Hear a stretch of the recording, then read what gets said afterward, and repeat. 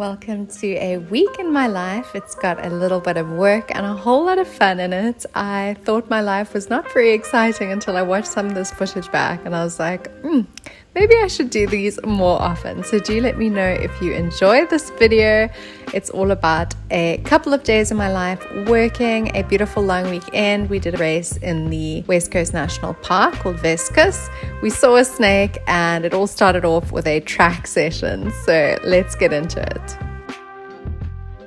So this morning I'm actually headed off to Woodstock to go and chat to someone who has an online store, and she's very kindly agreed to meet with me and chat about potentially becoming a supplier, otherwise just giving me some intel in terms of what it takes to run an online store. So it's all part of my new project that I'm trying to launch, and then obviously also make video content about. So hoping that that's valuable to anyone else who's maybe interested in Shopify. So I will update you guys as we go.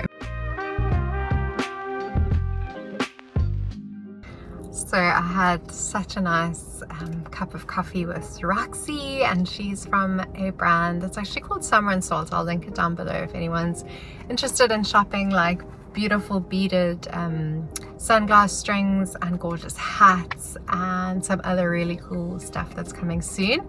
So she was just amazing in terms of helping me with like the logistical side, obviously, of setting up and running a business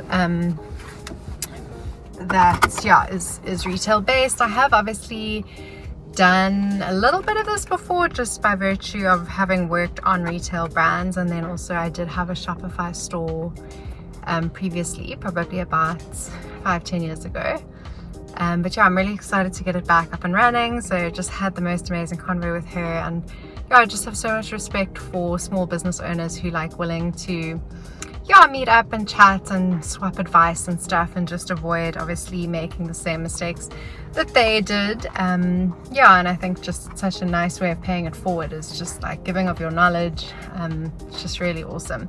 So we'll definitely link her stuff down below because it is absolutely beautiful.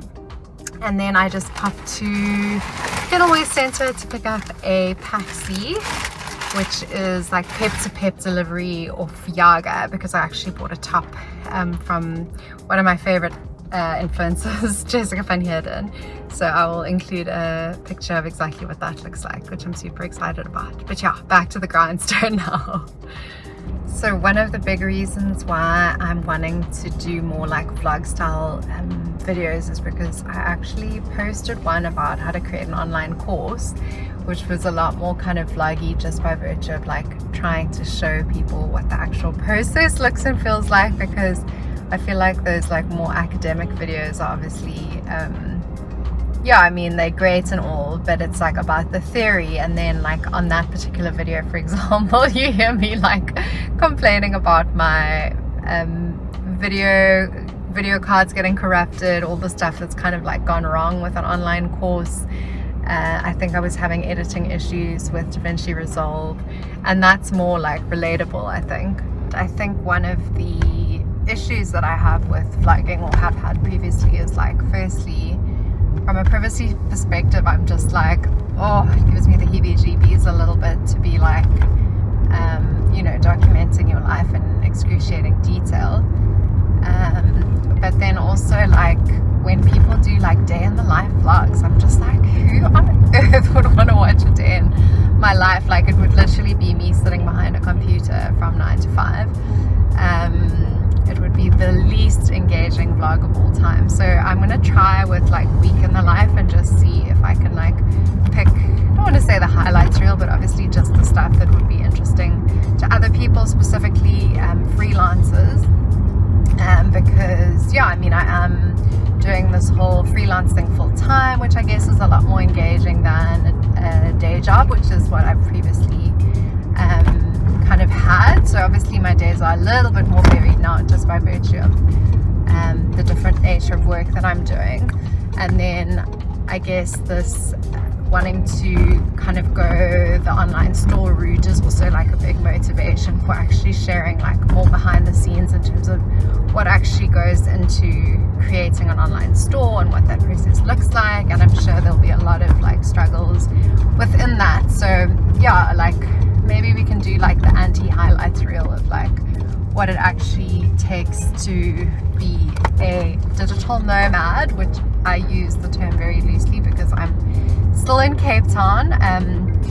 At the moment I have plans to travel a little bit more this year, but because of COVID, obviously things are still not exactly back to normal. However, I have my visa in at the moment for tourist visa for Perth, Western Australia, where I'm hoping to be staying with my brother for the month. So all things going well, I'm actually leaving South Africa on the 30th of March.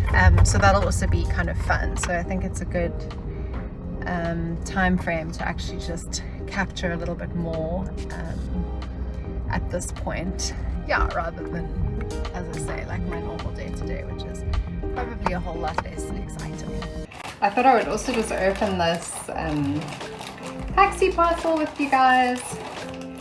For anyone who hasn't shopped on Yaga before and is based in South Africa, like, do yourself a favor. Honestly, I cannot bring myself to buy stuff new anymore because the stuff that I bought off of Yaga, like, firstly, it's obviously a lot more sustainable to buy secondhand, but then it's also just like more unique, like cuter stuff.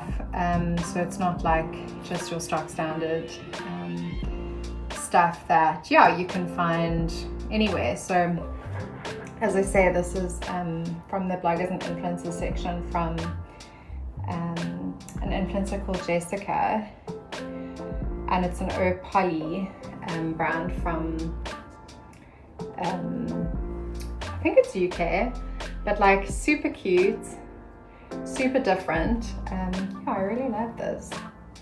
So sweet. So yeah, I'm really looking forward to wearing that. Clearly I have a thing for blue. The far less glamorous part of my job is obviously sitting at my laptop, which is what I'm doing now. And I'm actually busy editing a Wix website, which, yeah, I really enjoy doing. So it's at least something that you can kind of put your mind in neutral. And I haven't been listening to music. I don't normally listen to music when I work. But yeah, just sitting into silence, kind of in this like melodic rhythm of, yeah, fixing up a website, which I might be able to actually share a bit more about. But yeah, it has to do with the Build-A-Bot interface that I often refer to and work on, which allows people to very easily build no-code bots on WhatsApp primarily. And there's upcoming releases that'll allow you to build bots on both Telegram as well as Facebook Messenger. So really cool technology. So I could probably, yeah, link it down below because I'll probably be finished by the time this video goes live. So yeah, that's a lot of kind of what I do is obviously the consulting side of things, but then also helping brands with websites, social media, all that good stuff. So at the moment, I'm just kind of marketing myself generically as a digital consultant. So for some clients that would look like copywriting, for other clients that would look at like website stuff, for other clients it would be social media retainers. And then obviously I also have my Skillshare income, I have my YouTube income. So yeah, kind of have my finger in a lot of pies at the moment, but to be honest, I really do prefer that because it means that I'm my own boss. I can obviously work remotely, which is going to allow me to go to Australia later this month, hopefully, fingers crossed. And yeah, it's just works a lot better for me as like quite an independent soul. By not being bound to one company, and then in the same breath, like I still get to work on the industries that I'm super passionate about, because obviously I to some degree can pick my clients and the niches or industries that I want to work on. So yeah, in terms of like how I get my clients, so I do get people that approach me quite a bit on YouTube, but oftentimes it's a little bit too random in terms of what they are hoping to get from me. So I prefer to work with people that I know or having interacted with in Cape Town in the digital marketing sphere. So the 2 agencies that I'm currently working for, I know the people on the other side, which is great. It also means that you do get paid on time, which is incredible. And I'm actually working for 3 agencies. Yeah, 3 agencies. So yeah, it just takes the stress work out of freelancing, and the main kind of thing is just managing your time, managing obviously 3 different sets of expectations, timelines, their clients' deliverables, making sure that you're not working on conflicting brands, all that good stuff. But yeah, I'd say maybe Cape Town is a little bit of an exception in the sense that like they've done a lot of marketing by way of like becoming the Silicon Cape.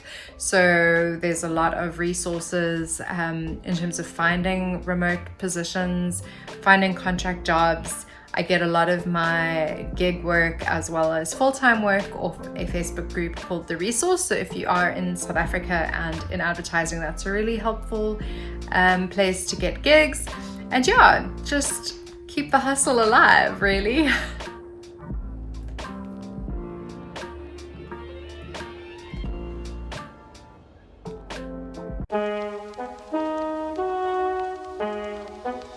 Good morning. Excuse the no makeup look, but I'm just gonna start getting work done. I often will just like sit at my desk and yeah, get the worst of my emails kind of done with, and then I probably only get ready at like 10 o'clock normally, but I do obviously get out of my PJs and shower and get clean and that kind of thing. But yeah, I actually have quite a chill day today in the sense that there's nowhere that I necessarily need to be.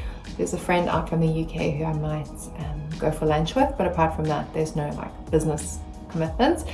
But it will then be like a super productive work day because yeah, I just need to check a whole lot of things off of my list.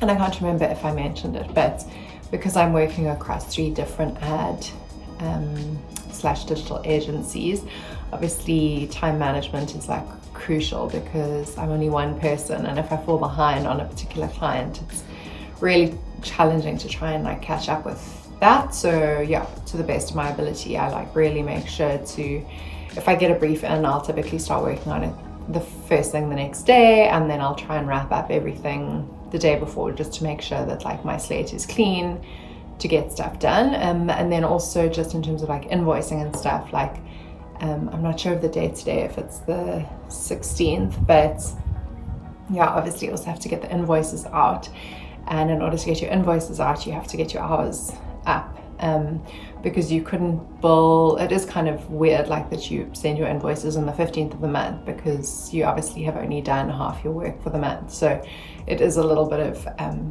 a weird one to work out in terms of like how much to bill people. But then yeah, there's the 3 agencies, and then over and above that, obviously the down days or the days that I have free is what I'm then spending on YouTube and Skillshare. So unfortunately that remains like priority Z at this stage, because I have to prioritize the paid work first, and then Skillshare, and then probably YouTube last, just because yeah, AdSense is not it's not doing anything for me at the moment. I can even show you guys exactly how much I'm earning, but the next Skillshare video that I'm wanting to film is like passing the $10,000 mark on Skillshare, which has been exciting because the stats are quite slow to update. So even though I knew that I had passed it like whatever 2 weeks ago, I wanted to actually have obviously the stats to showcase on the channel, to be like, these are all the things that I've learned, which was kind of like my previous video, and now this new one is going to be like how to get to the $10,000 mark, how much effort is required in terms of like active maintenance on Skillshare and that sort of thing. So yeah, the link to sign up to Skillshare is obviously in my bio below, and because it's an affiliate link, that's obviously also another way that I do get paid. But yeah, I'll share more obviously on that dedicated video in terms of if you are interested in teaching. Like, I couldn't like recommend it highly enough, and like some of the steps that you can take to get yourself there, because obviously it is quite an undertaking to teach online.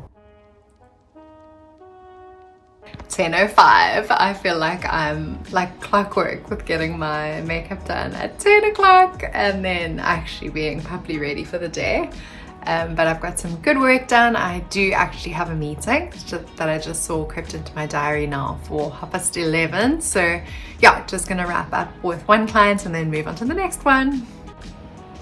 So I've done my meeting for the day. It's now 12:10 and had a really good session about a potential piece of work that might be coming through that's like effectively a social media audit, which obviously I love to do. And then I'm headed to the beach to meet the friend I was meant to meet yesterday, meeting her today, and we're actually going to chill on Bakoven Beach for like an hour. I feel like, you know, if you say that you live in Cape Town, people expect you to spend all this time on the beach like chilling or finishing at 4, which is couldn't be further from the truth. But today obviously I can live up to the cliche, and then when I get home I'm working on a LinkedIn strategy. So yeah, that's really what my afternoon's gonna entail.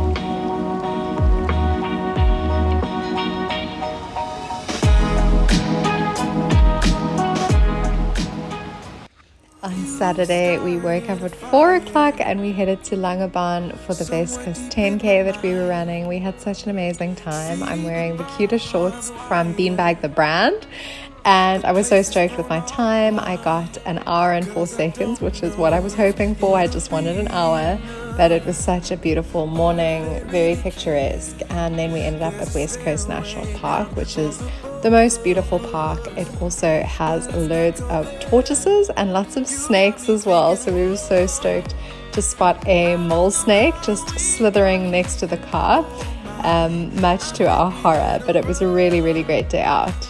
I just finished a very sweaty 3K run in the Newlands Forest. So I'm sitting in my car cooling down. I just ordered Perky and Co for dinner, and I actually didn't realize that they have their own app, so that was super handy.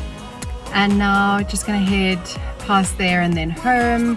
It's Sunday today. I actually didn't vlog at all today because we didn't get up to too much. We slept in late after the Vescus 10K yesterday. We were so broken, but we actually went and saw the most amazing play at the Baxter called The Life and Times of Michael Kay, which was just absolutely brilliant and just so our vibe, like hand puppets and beautiful arty.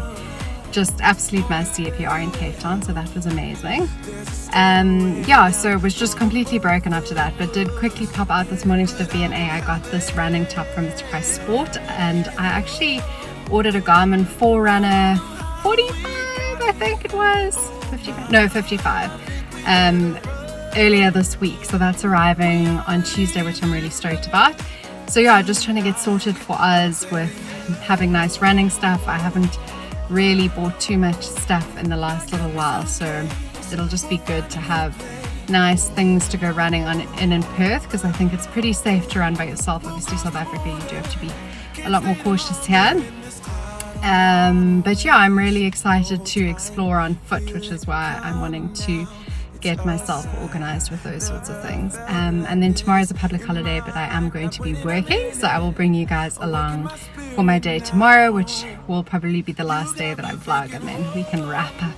But yeah, I hope you guys are enjoying so far. It's really fun to just kind of document one's life, even though it's not always the most crazy days. Some days are just quite boring, but yeah, the ones that are highlights like yesterday are amazing to look back on and just reminisce. It's really been such a great long weekend.